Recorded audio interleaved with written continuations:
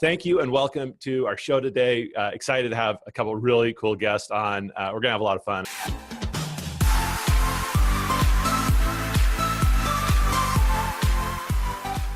Just as a quick reminder, though, just a couple of things coming up that I think could be interesting for our audience.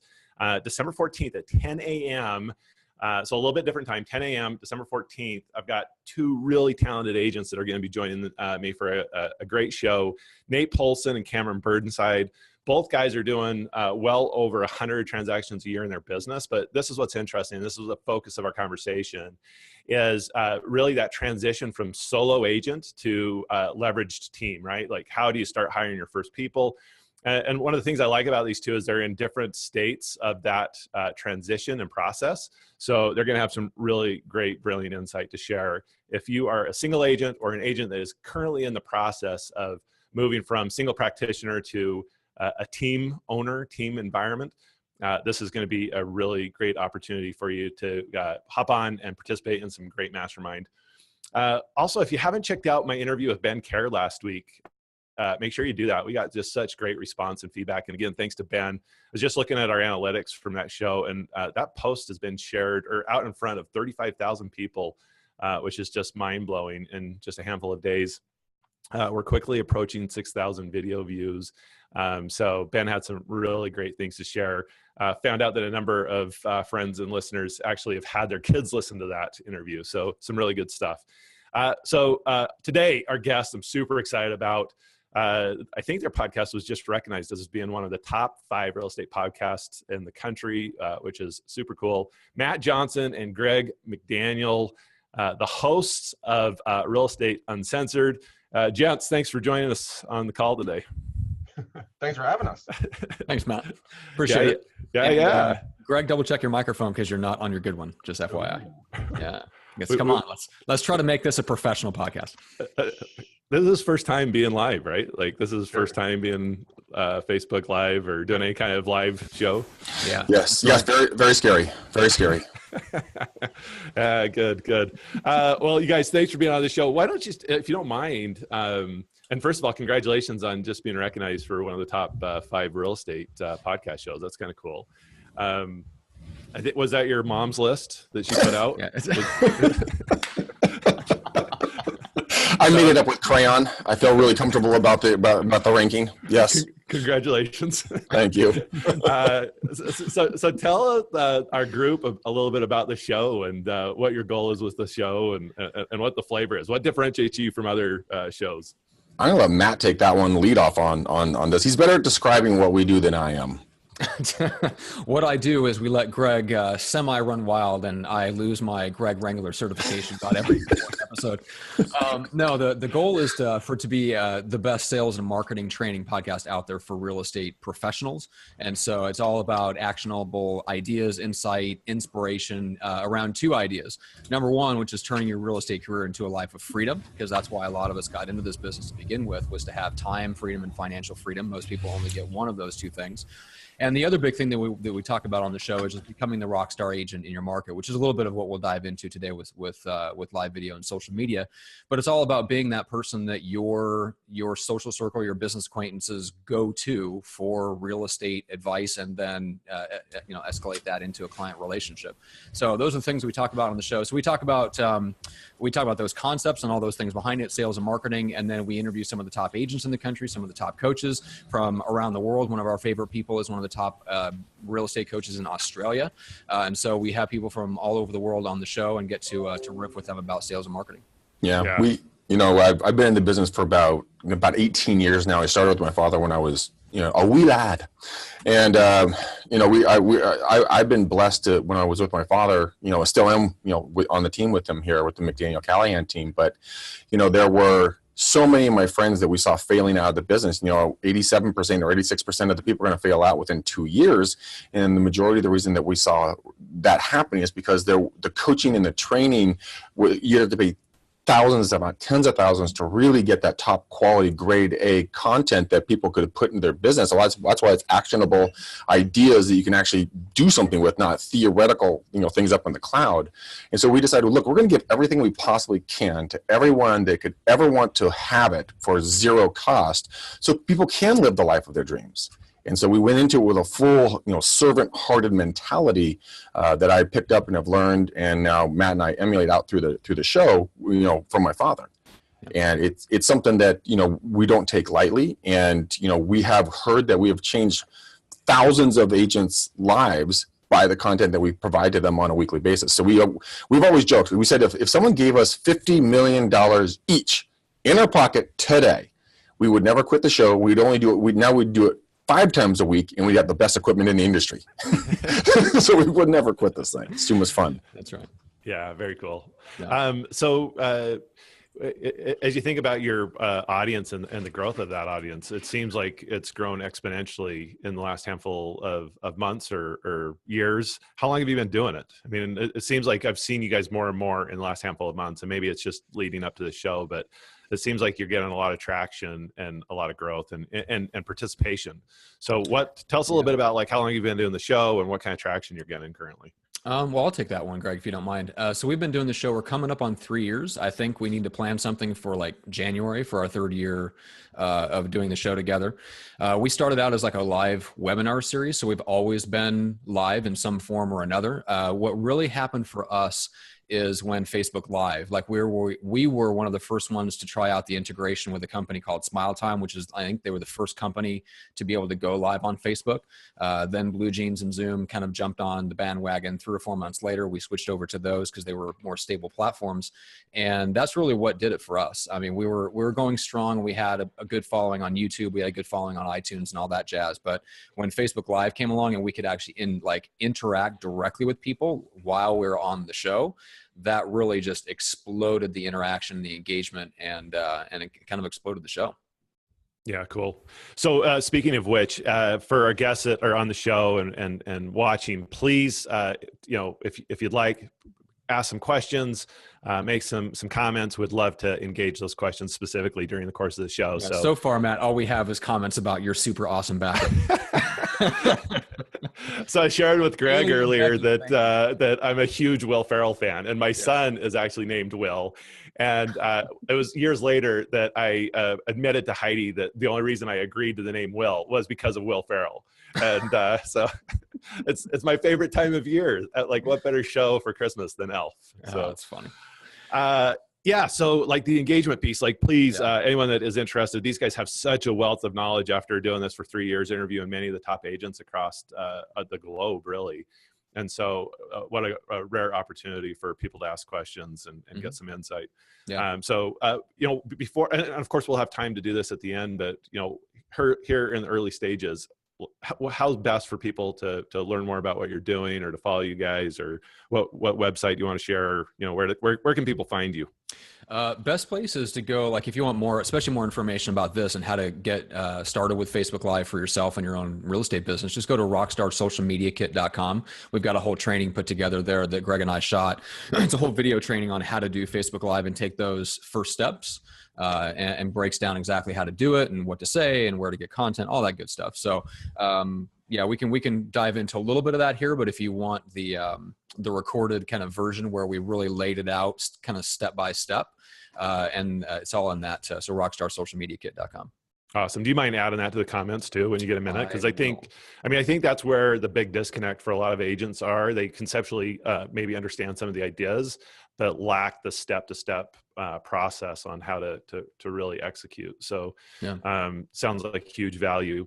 All right. Well, let's hop into this a little bit. I have some specific questions that I'd love for you guys to address.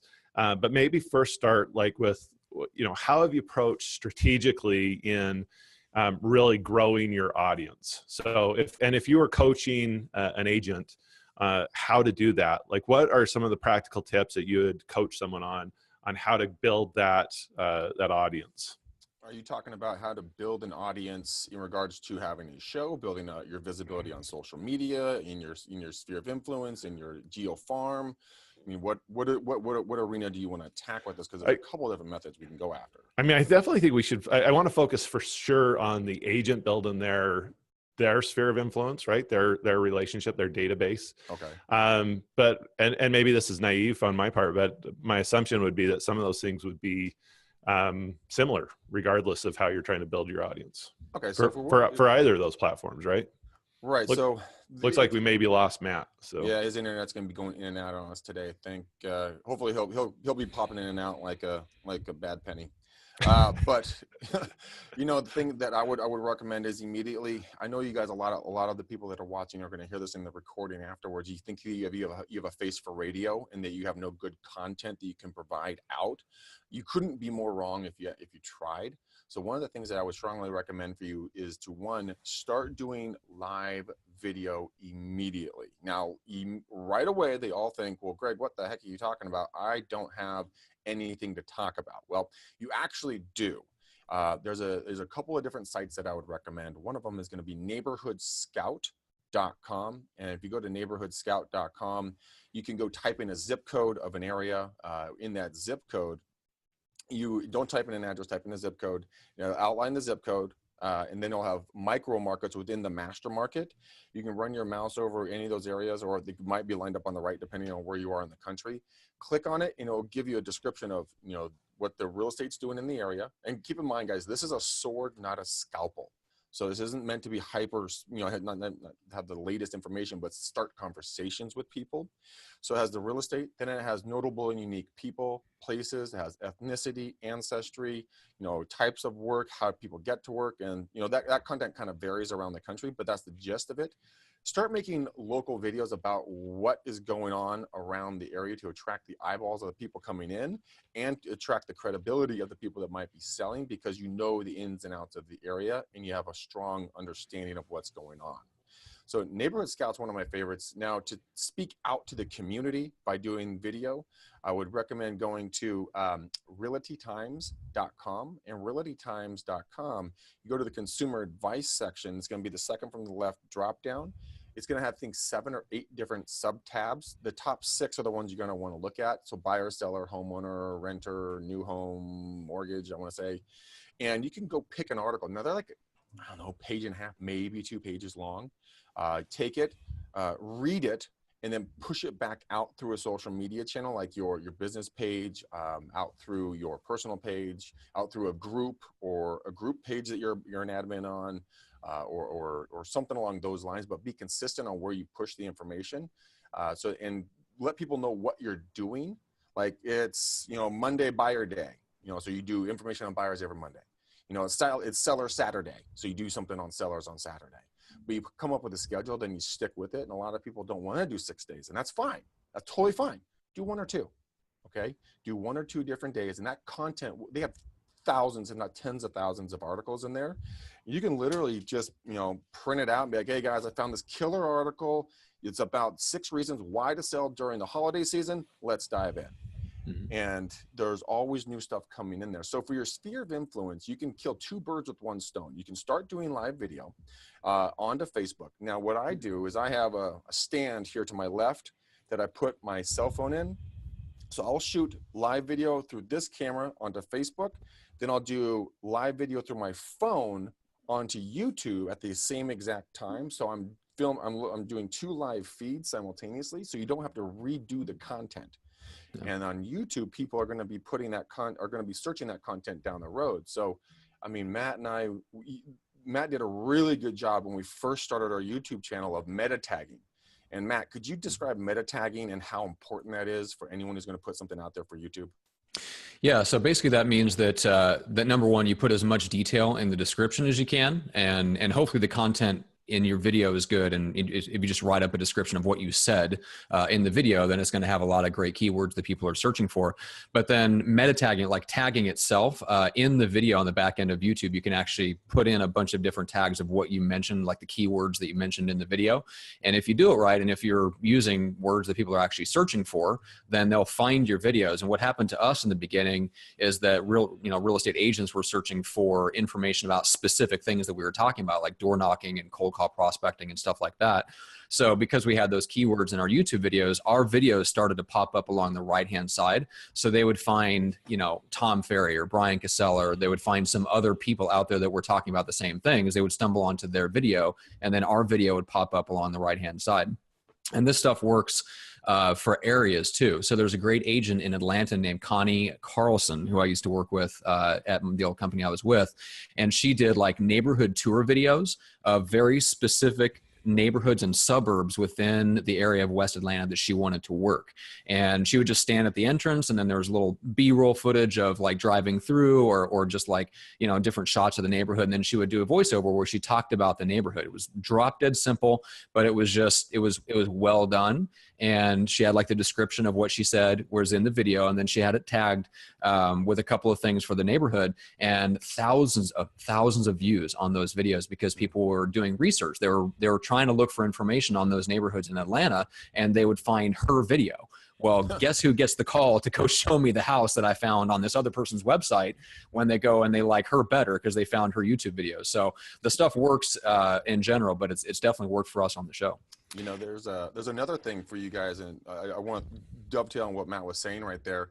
If you guys, if video is not something where you want to start, there's a thing called an Insta360. So you can go to insta360.com.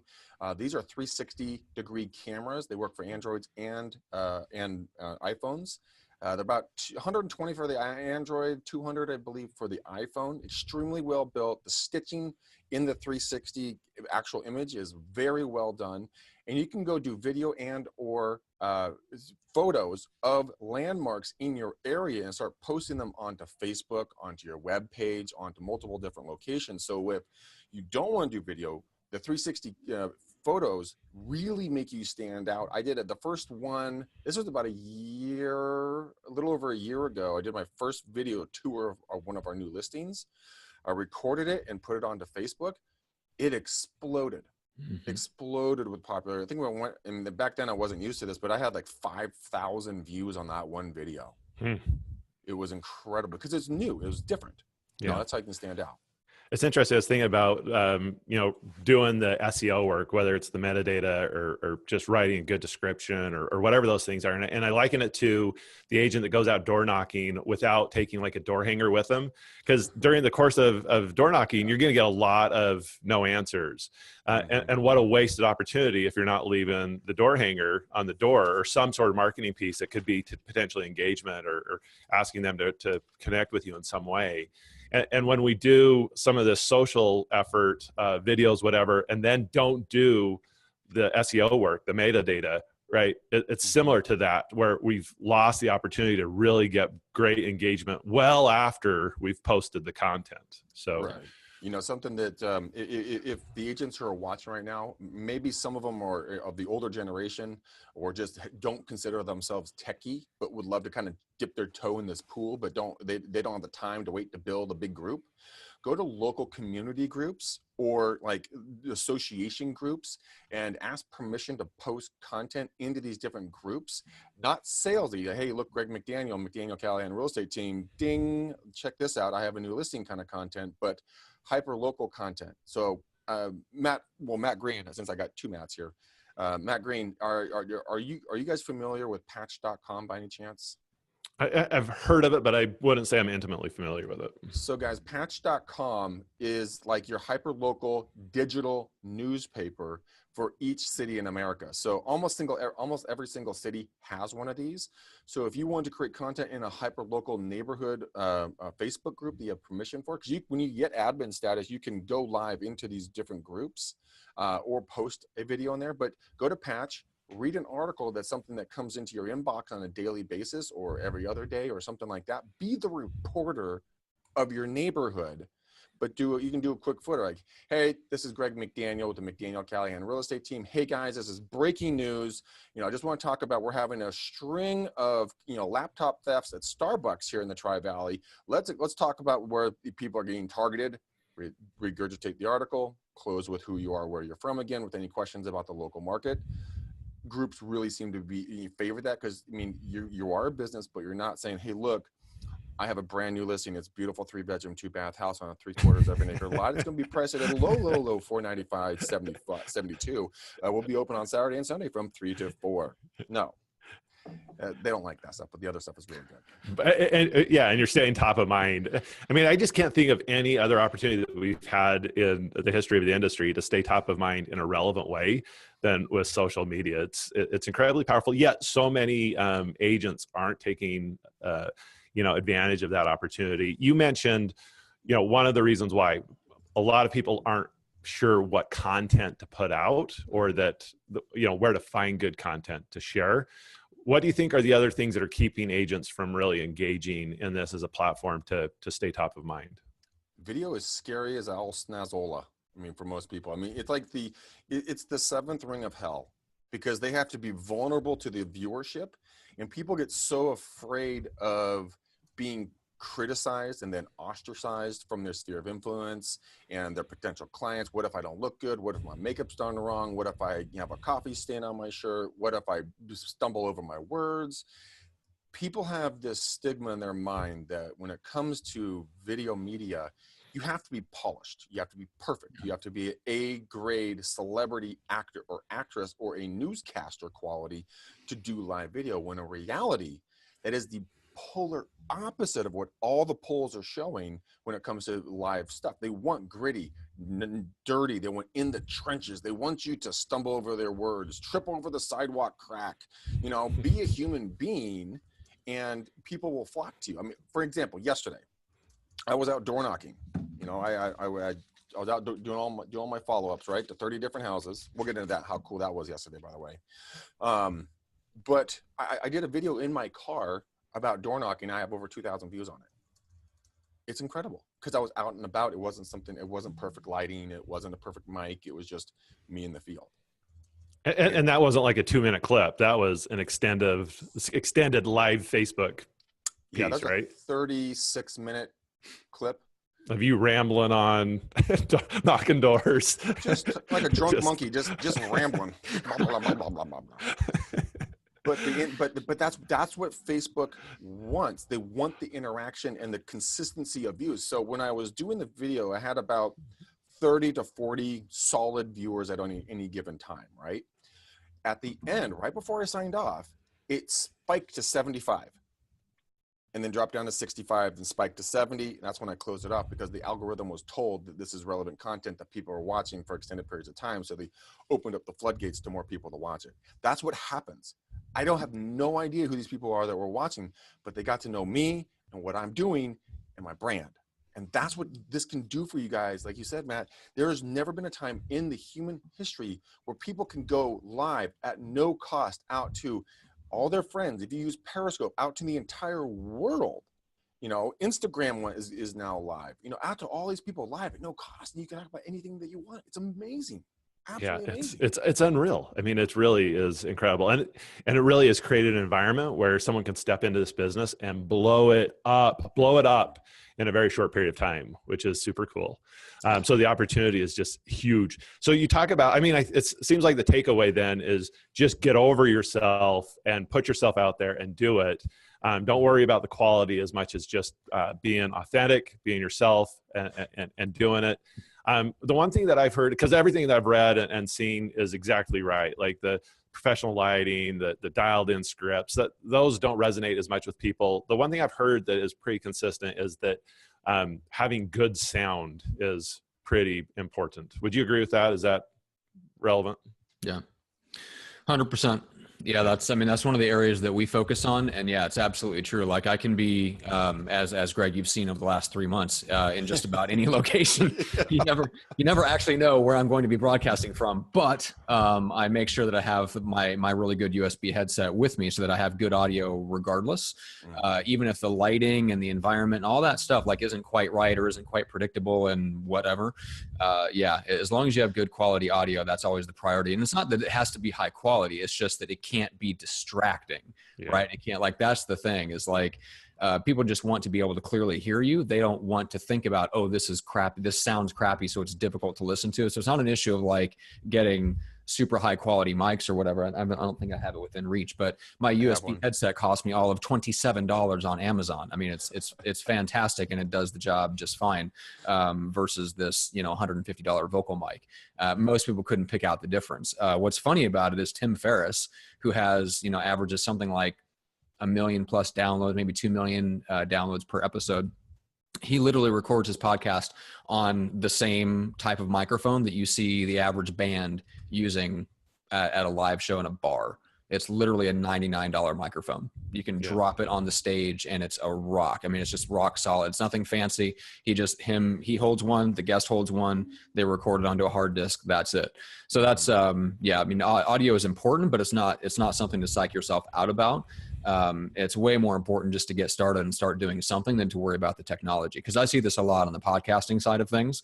People like if they're looking to spend $1,000 and they haven't done podcasting before, like that's a red flag. That's a sign of someone that is spending way too much time focusing on the wrong things and not just getting started. Yeah.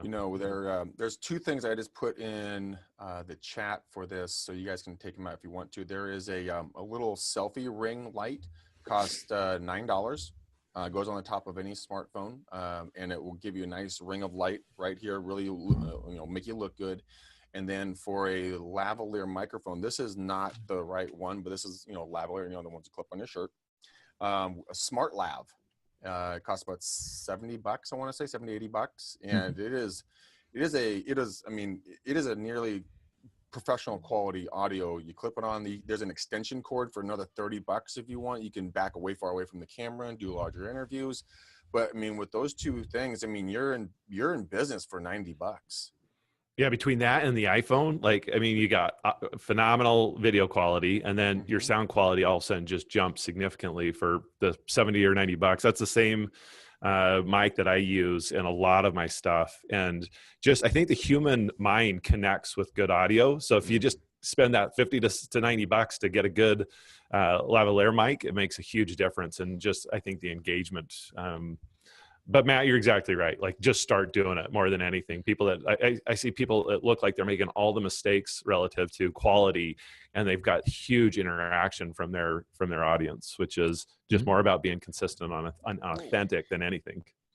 Yeah, well, I was thinking about it, because I think one of the questions you were planning on asking us is what's our biggest mistake? Probably the biggest one I can point to is we didn't really know what our show format was at first. And it took us about 6 months to it all of a sudden clicked. We were doing a show. And so it's not even so much that we made a mistake. It's just that we didn't know what we didn't know. And there is no way to know what you don't know yet. You just have to get started, and then the path kind of clears up. So 6 months into doing our show, we were doing it live on YouTube, and we had been interviewing guests, and then we did some solo episodes and stuff like that with just Greg and me. And all of a sudden we had a guest on, and we wrap up the show, and Greg is like, that's it. Whatever the heck we just did, that's the format of the show.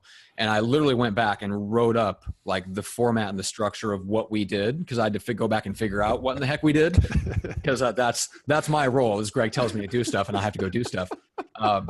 So I had to go back and figure out what in the heck did we just do that was so great. And then that's been the format of the show ever since. There was no amount of navel gazing in the basement of planning that would have revealed that format. We just had to get out there and do it, and doing it for 6 months, and then it clicked, right? Same thing with the amount of engagement, the amount of followers and audience members and listener size and all this stuff. I remember Gary V said here not that long ago, he said, I essentially shouted into the void with the Wine Library TV for 18 months before anybody paid any attention to me. He said my videos at 18 months in were getting 300 views per video. So for anybody that if you're psyched out about making mistakes on Facebook Live or on live video or social media or whatever, just think about Gary V essentially shouted into the void for 18 months, and now look at him. Well, you know what, Matt, another good thing, if they wanted to kind of, life hack their professional group or anything else on Facebook.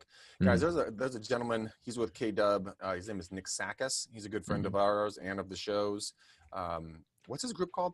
Real Estate Marketing Rockstars. Real Estate Marketing Rockstars, guys. He he blew our minds about a month or two ago. He said, guys, if you give me $500, I can probably put, no, it was $100. He said, I can probably put, 10,000 followers on your professional page. Matt and I called BS on it. We gave him $100. We showed up, we talked to him on Friday. We showed up on Monday. We had 9,725 people that have liked and followed our page in one weekend. No Heads way. exploded. No way. Exploded. For reals? Are you for reals? Oh yeah, our numbers right now are just under 41,000, and that's on $500. Wow. About a cent a follow and like.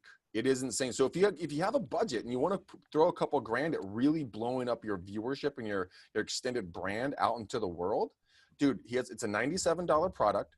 He's not making $1 million off this thing, but he's weeding out the people that are just tire kickers, right? I'm telling you, Matt, back me up on this one. I'm telling you. Oh, it's legit. Spend the money. Yeah. It's legit. Yeah. Stop navel gazing and spend the money. Oh, well. I'm gonna use that one. I like that. Exactly. Yeah, I like it.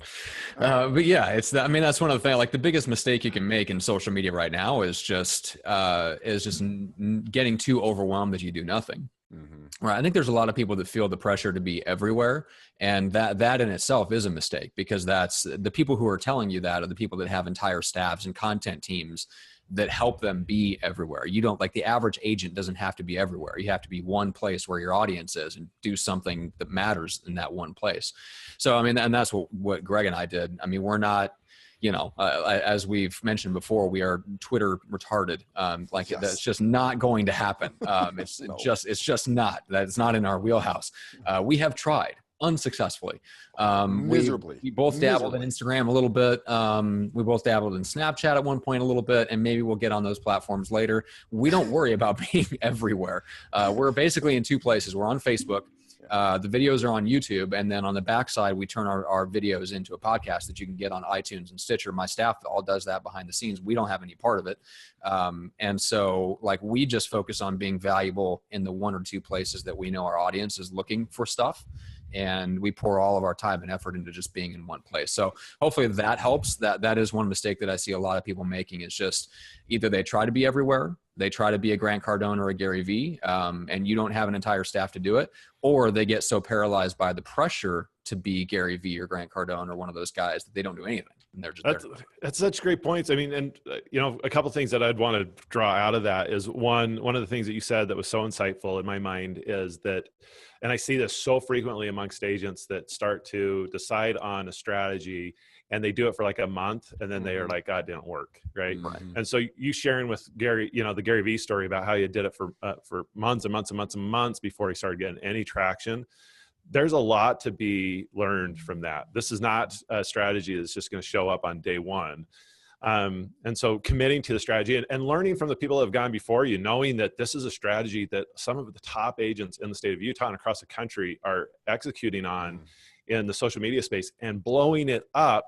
But it didn't happen overnight for them. It was a consistent strategy of really focused effort over and over again. Okay, given that though, I'd love your guys' advice, because some of the things that we've heard in the industry or that I've heard is that, you've got to be consistently out there. Like you got to be posting 7 to 10 times a day. And of those 7 to 10 posts a day, 8 of them should be personal and maybe 1 or 2 should be business.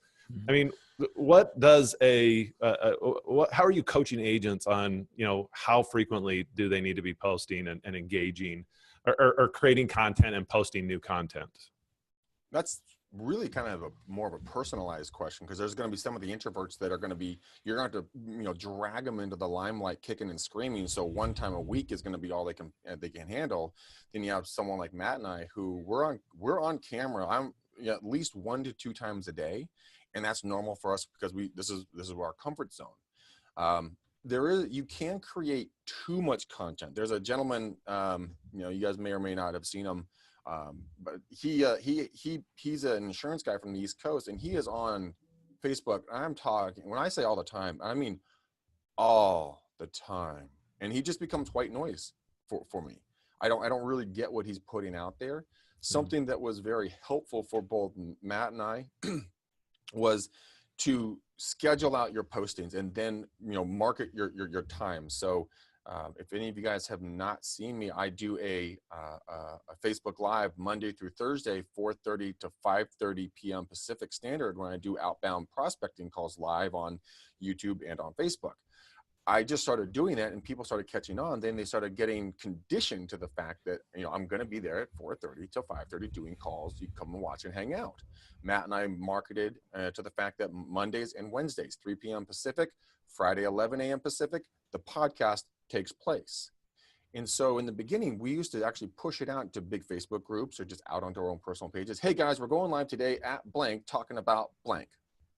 And use an image when you do the promotion. Just random text is not going to be as effective as I used to do. Hey, I'm going to talk about this on Facebook Live, and then I would have an image of a Facebook Live image, so they knew what I was talking about. So that's some of the stuff. But I mean, it's Matt weigh in on this as well. But I would say, if you can break up your content into something that's bite size, and this is something I struggle with, is not going too dense on things, going too far down the rabbit hole. Yeah, you really talked enough. I agree. Shut up. I will slap you later. But go 10,000 foot, because that's what the average consumer can actually consume. I mean, because you want to go. I mean, I know I want to go deep on everything because I want to get every piece of information in there. Well, people can't take it. Yeah. It's like drinking, Coca-Cola syrup without the water added. It's just the pure syrup. That's not going to taste so good. First of all, that sounds delightful. But yeah, I mean, it's the whole feeling the pressure to post, 5, 6, 7 times a day. I mean, the bottom line is this: what it really comes down to, and this kind of leads into just the secret of making any kind of social media work, is that the real secret of all this stuff is to use it to start conversations that then turn into relationships. And the question is, how much do you need to start conversations with people, right? So I mean, if it takes 5, 6, 7 postings to get people's attention in the beginning so that they know that you're doing stuff like that, maybe, but probably not. Especially when it comes to Facebook Live. I mean, we would recommend probably no more than once a day, maybe twice if they're short or something like that. But if you're actually on there where you're answering questions and you're taking 10, 15 minutes out of your day to do it, I wouldn't do it more than once a day. And then anything else that you post on top of that is gravy. Because really what it comes down to is it's all about starting real conversations with real people. If you don't use social media to do that, you're using it as a media channel to just push out content. I think that's where a lot of people miss the boat, is they spend so much time, or they feel the pressure to spend so much time creating content. They're treating it like a media channel. They're treating it like this is my own little NBC, but it's not. It's a place to start conversations. The content, the main purpose of that, it builds your credibility. It has all these amazing benefits, but at the most fundamental level, the purpose of a post or a live video or whatever is to start conversations with real people. Those conversations then turn into relationships that eventually lead to you getting a check in the bank for a commission. Yeah. And so if you're not using it for that purpose, then you're not doing it right? It's not going to produce the results that you want. It doesn't matter if you post 10 times a day.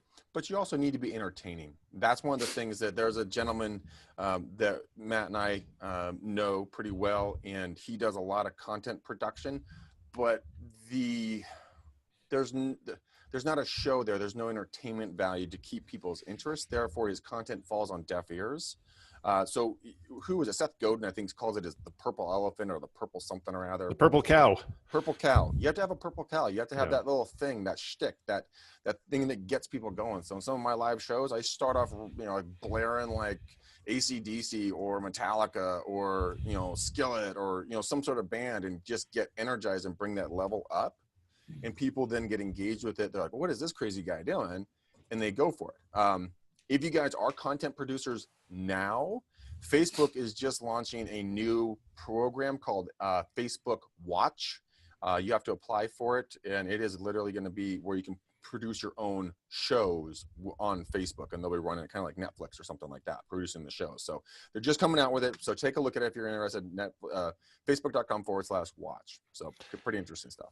Yeah. So as I've jumped kind of down this rabbit hole of trying to understand this at a deeper level, the conclusion I'm coming to relative to this is more about quality and engagement of content. Like, how engaging is my content versus just mass quantity. And then, as I look at the platform from a space of engagement, that means a lot of times it doesn't necessarily need to be me creating the content as much as engaging with other people's posts or comments, right? So if I'm consistently in that space and engaging with other people on their posts, but then on a consistent basis, and in many cases, some of the guys that I'm seeing crushing it are doing it a couple times a week, but when they do post, it's really engaging content that facilitates a deeper conversation and more engagement. Yeah.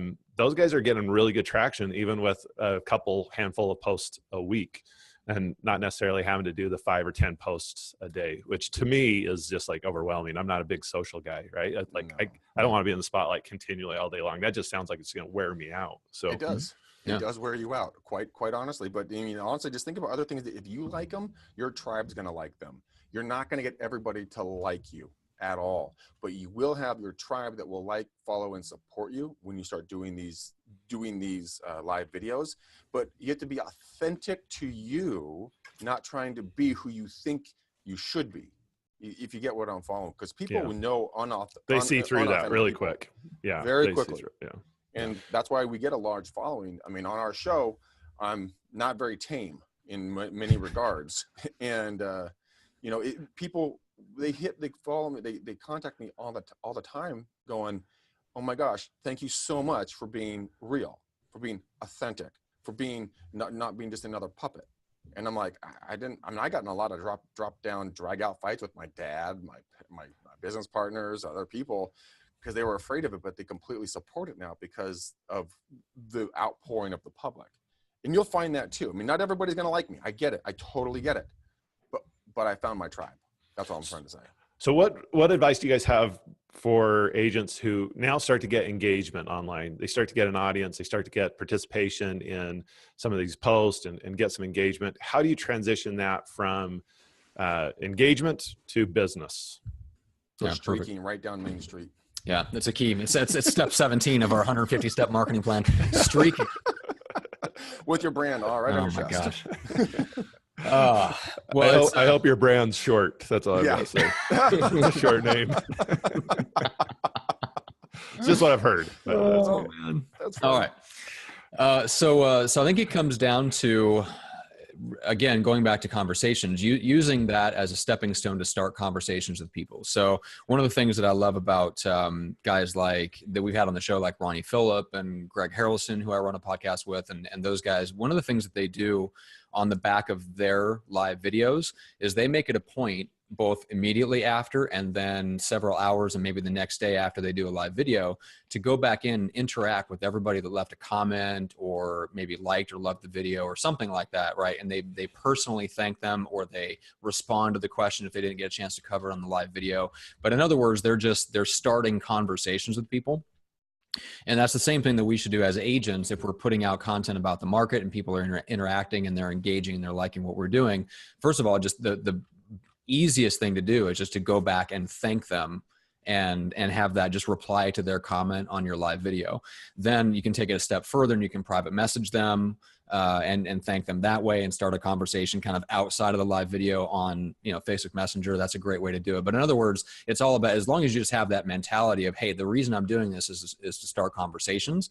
So I'm going to use the traction and the engagement that I'm getting as a springboard to actual real conversations with human beings, then you'll be fine. Everything else is just tactics. One of the things that I use a lot is Facebook Messenger. I tell a lot of folks, hey guys, private message me or PM me on Facebook, because I can respond and get that conversation going that Matt's talking about in 3 different ways. I can do it in a written text, I can do it in an audio recording, or I can do it in a video.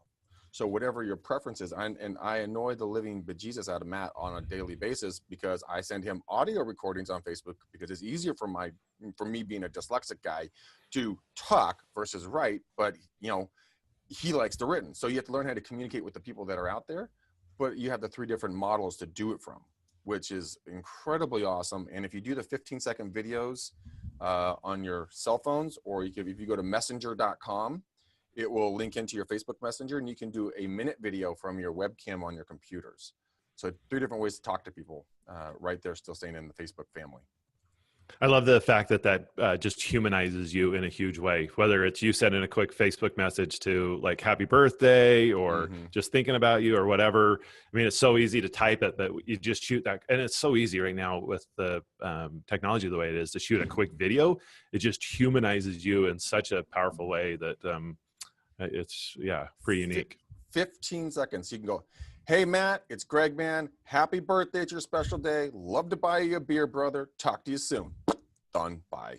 Super simple, super easy. And it is, I get thank you letters. I get thank you notes all the time for the messages. Like when I shot the video this morning through Messenger to you with my hair going everywhere, my face bright red, and my towel around my neck. I thought that's what I was going to get for the interview today. I was a little nervous. I was like, oh, gosh, someone tell this guy to clean up before he calls in. Clean yourself up, McDaniel. And I mean physically this time. No, it was great. I think those are great recommendations, though. A great way to engage your group. And then the other thing that I've seen successful is once you've earned that opportunity or that relationship, through that interaction, then you have the opportunity to kind of make those offers. I call them MOFers, or make offers for immediate response, right? So now you've got your audience, and they recognize you as the real estate guy in your community. And then, come fall, you can say, hey, a lot of you probably just received your tax notices in the mail. Many of you probably have questions or whatever about, are they accurate? Is there a way to dispute them if there's a problem? I'm here to help. If anyone has a question, just send me a private message, right?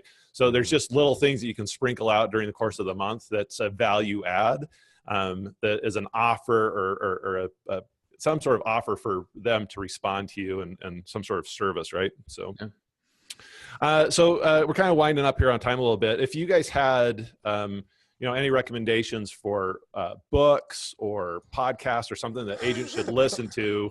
You opened Pandora's box on that one. Yeah, so you have to get really specific on that, because we can spend the next 3 hours on this topic.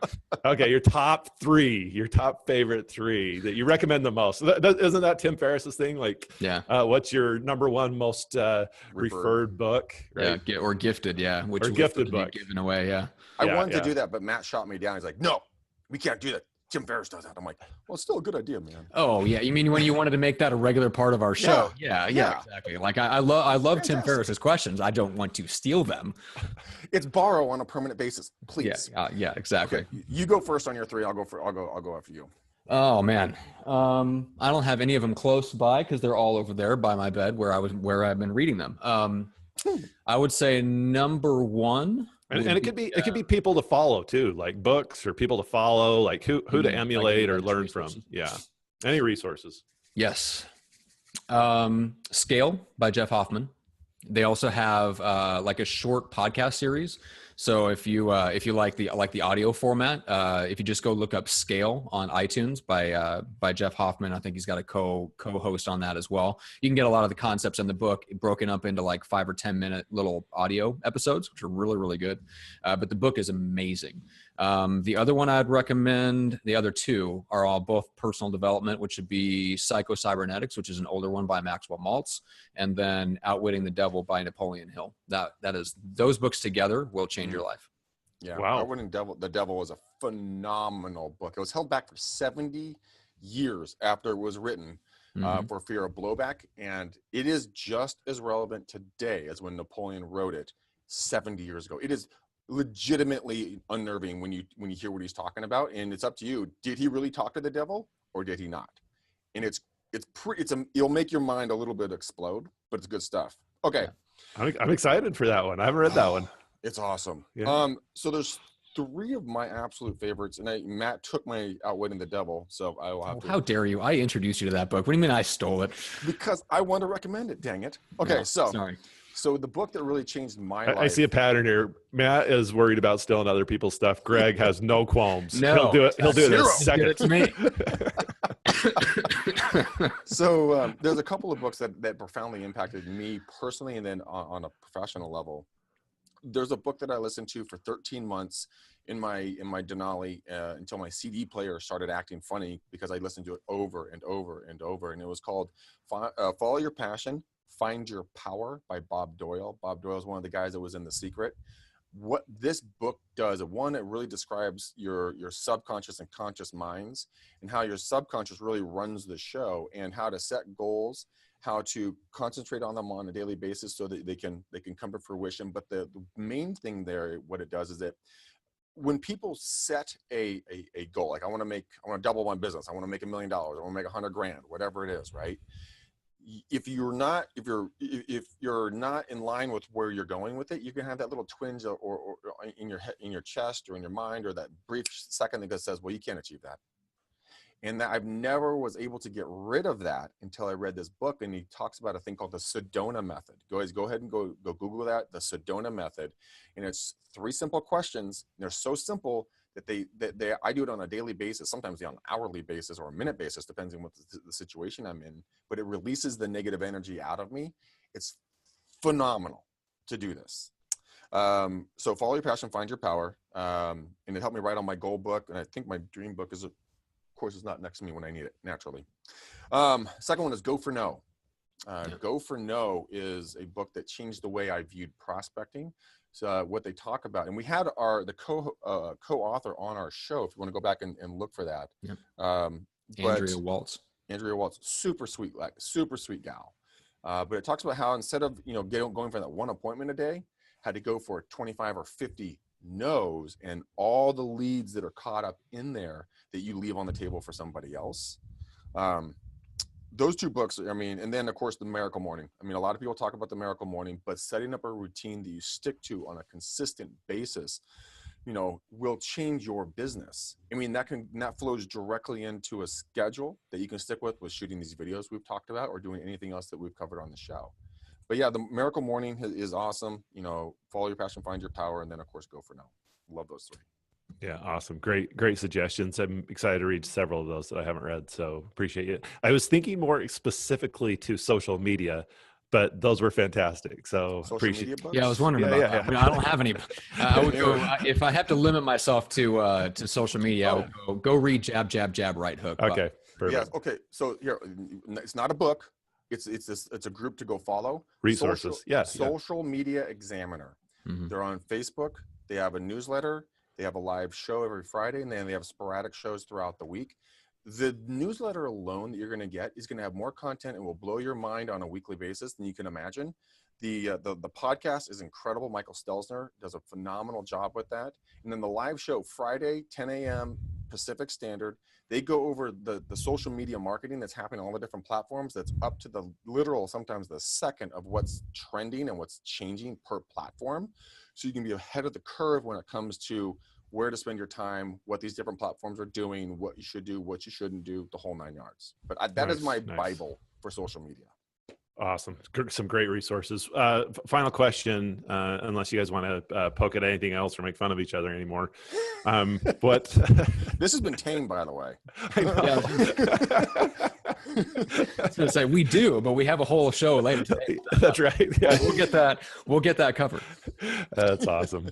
And I'm sure that's why you guys are so engaging. It's a lot of fun, right? So you get a great audience when you're doing that. So do you guys use any specific apps like a Hootsuite or something like that to manage, or do you coach agents on, apps that they should be utilizing to help leverage some of the social strategy? Not really. Yeah. No, because all that is a way to automate posts. Yeah. So, we use it for clients on the podcast business side where we're posting their announcements. Like when a new podcast episode comes out, we'll use Buffer or Hootsuite. Some clients use some when they use the other. There is one that I just heard about I believe it's called Smarter Q, that apparently has some better functionality than Buffer or Hootsuite. So that's definitely one to check out. I think, Greg, we're going to start using it on our podcast to promote current episodes and schedule the promotions out, but then have a rotating library of previous episodes that go out on a consistent basis. So that's one of the fun things you can do with something like that. But none of that works if you don't have a foundation of regular, authentic, current content that's going out like that kind of scheduling stuff out should be like in addition to your foundation of the actual stuff that you do on a daily or weekly basis that's just current and real and authentically you. I'm glad you made that point, Matt. I was going to say that as well. Do not make this your sole source of content, because it's not, it just feels scheduled. Or you want to be, people can tell on the spot. Yeah, it actually says scheduled by. So they literally know when it's scheduled. But yeah, go out there, guys. Be real, be authentic, be in the moment with the people that are the groups or pages, or your personal group or business page or your personal page, wherever you're going to go. Be you and go have fun with this, because it can be a lot of fun. And you just have to go out there and just say, hi, how are you? My name's Greg. This is what I like. This is where I am. This is what I'm going to do. Introduce the world to you and tell them what they're going to get. So the old adage, right? Tell them what you're going to tell them, and then tell them what you told them. And do it as much as you're comfortable, but just never stop and be consistent on the days and the times. Good stuff, guys. I can't thank you enough for taking the time to hang out and just share some of your wisdom. Any last parting remarks that you'd give advice for an agent that's really trying to engage in this strategy? And then why don't you share with the group one last time, where they can find you and check out the stuff that you're doing in the future. Well, you guys go to McDaniel Real Estate Systems to watch some stuff, watch some different videos. You can download our free. Oh, Matt, is the script books in the other link, right? No, I would just, send everybody to the Rockstar Social Media Kit. Yeah. That's the best place to go, because then you get the actual training on Facebook Live. So, I mean, you can go to the website, McDanielRealEstateSystems.com. That's where the show lives and all that stuff. And yes, you can still get Greg's free, like the scripts PDF that we have put together. It's all on the sidebar of that page. We don't promote that as much anymore, because we were promoting that for over a year. But yeah, you can still go to the website and get that stuff. But RockstarSocialMediaKit.com is where you get the video training on exactly how to do the stuff we were talking about today. That is the valuable stuff right there. I mean, you do not have to go out there and reinvent anything. Matt and I already put it all together. It's if you don't like it, you can PM Matt and yell at him. I had nothing to do with it. Great. If you like it, make sure to send an angry video too. Test your Facebook Live skills by recording me and sending me a live video on Facebook. Thank you, Greg. I appreciate that. Dude, that's what brothers are for, man. Yeah, brothers are there. Plus, Matt, boom. Oh man. You guys, thanks again so much. I'm sure that there'll be a lot of our engagement ends up happening over the next handful of days. If you guys don't mind hopping in and commenting or responding to questions, are you cool with that? Absolutely. Yeah, for sure. Okay, huge gratitude to both of you. Really appreciate you taking the time.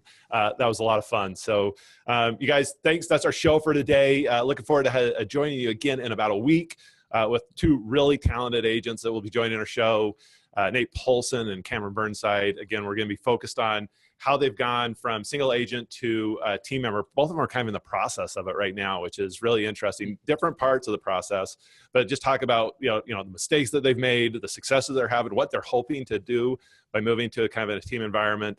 And look forward to having you join us next week. I believe it's on the 14th at noon. Greg, Matt, thank you again. Have a great day. Appreciate you guys being on.